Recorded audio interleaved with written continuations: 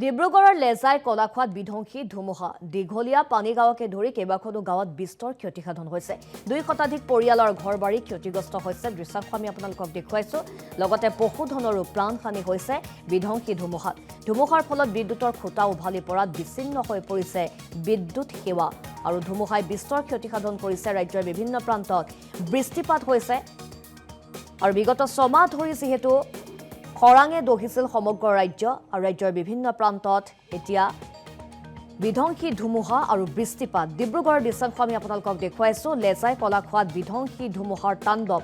দীঘলীয়া পানীগাঁৱকে ধৰি কেইবাখনো গাঁৱত বিস্তৰ ক্ষতিসাধন কৰিছে ধুমুহাই। ঘৰবাৰী ক্ষতিগ্ৰস্ত কৰিছে, লগতে পশুধনেও প্ৰাণ কেৰুৱাইছে। ধুমুহাৰ ফলত বিদ্যুতৰ খুঁটা উভালি পৰাত বিচ্ছিন্ন হৈ পৰিছে বিদ্যুৎ সেৱা।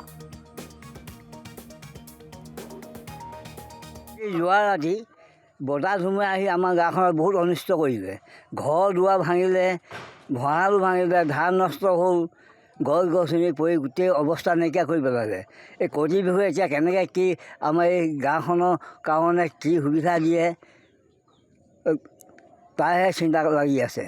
আৰু যদি কিবা যে সুব্যৱস্থা নলয়, আমাৰ গাঁওবাসী বহুত কষ্টত ভুগিবলগীয়া হ'ব।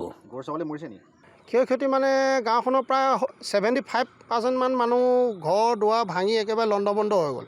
প্ৰায় ওচৰতে দেখি পাব নাপায় এঘৰ মানুহ। এঘৰ মানুহ দেখিছে নহয়, এতিয়া ভাঙি মেৰামতি কালি বতাহ ধুমুহাই ভাঙি শেষ কৰি দিলে। মানুহ ৰাতি ৰাতি শুব পৰা নাই। গোটেই বয় বস্তু, কাপোৰ কানি, চাউল চব তিতি শেষ। গতিকে মানে এতিয়া তেওঁলোকে আজি মানে আকৌ ঘৰটো নতুনকৈ নিৰ্মাণ কৰিবৰ কাৰণে আকৌ লাগি আছে কামত। আৰু এইঘৰ মানুহে নহয়, আৰু বহুত পকা ঘৰ থকা মানুহো খুঁটালৈকে ভাঙি টিংপাত উৰুৱাই শেষ কৰি দিছে। আৰু ভঁৰাল আছে, ভঁৰালৰ টিংপাতে উৰুৱাই ধান তিতি শেষ হৈ গৈছে। গতিকেলৈ গাঁওখনৰ নাম লেজাই দীঘলীয়া।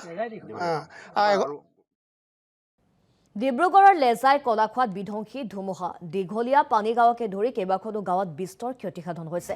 2 শতাধিক পৰিয়ালৰ ঘৰবাৰী ক্ষতিগ্ৰস্ত হৈছে। দৃশ্যাংশ আমি আপোনালোকক দেখুৱাইছো।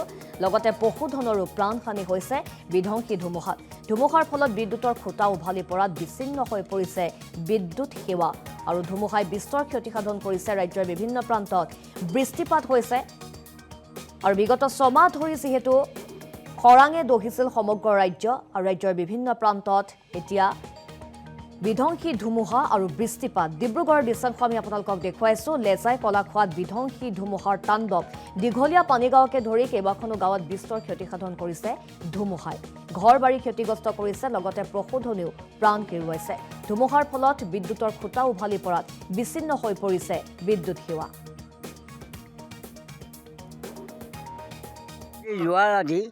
বতাহ ধুমুহা আহি আমাৰ গাঁওখনত বহুত অনিষ্ট কৰিলে। ঘৰ দুৱাৰ ভাঙিলে, ভঁৰালো ভাঙিলে, ধান নষ্ট হ'ল, গছ গছনি পৰি গোটেই অৱস্থা নাইকিয়া কৰি পেলালে। এই কৰ্তৃপক্ষই এতিয়া কেনেকৈ কি আমাৰ এই গাঁওখনৰ কাৰণে কি সুবিধা দিয়ে তাৰহে চিন্তা লাগি আছে। আৰু যদি কিবা যে সুব্যৱস্থা নলয়, আমাৰ গাঁওবাসী বহুত কষ্টত ভুগিবলগীয়া হ'ব। ক্ষয়ক্ষতি মানে গাঁওখনৰ প্ৰায় 75% মান মানুহ ঘৰ দুৱাৰ ভাঙি একেবাৰে লণ্ডভণ্ড হৈ গ'ল। প্ৰায় ওচৰতে দেখি পাব নাপায় এঘৰ মানুহ। এঘৰ মানুহ দেখিছে নহয়, এতিয়া ভাঙি মেৰামতি কালি বতাহ ধুমুহাই ভাঙি শেষ কৰি দিলে। মানুহ ৰাতি ৰাতি শুব পৰা নাই। গোটেই বয় বস্তু, কাপোৰ কানি, চাউল চব তিতি শেষ। গতিকে মানে এতিয়া তেওঁলোকে আজি মানে আকৌ ঘৰটো নতুনকৈ নিৰ্মাণ কৰিবৰ কাৰণে আকৌ লাগি আছে কামত। আৰু এইঘৰ মানুহে নহয়, আৰু বহুত পকা ঘৰ থকা মানুহো খুঁটালৈকে ভাঙি টিংপাত উৰুৱাই শেষ কৰি দিছে। আৰু ভঁৰাল আছে, ভঁৰালৰ টিংপাতে উৰুৱাই ধান তিতি শেষ হৈ গৈছে। গতিকেলৈ গাঁওখনৰ নাম লেজাই দীঘলীয়া।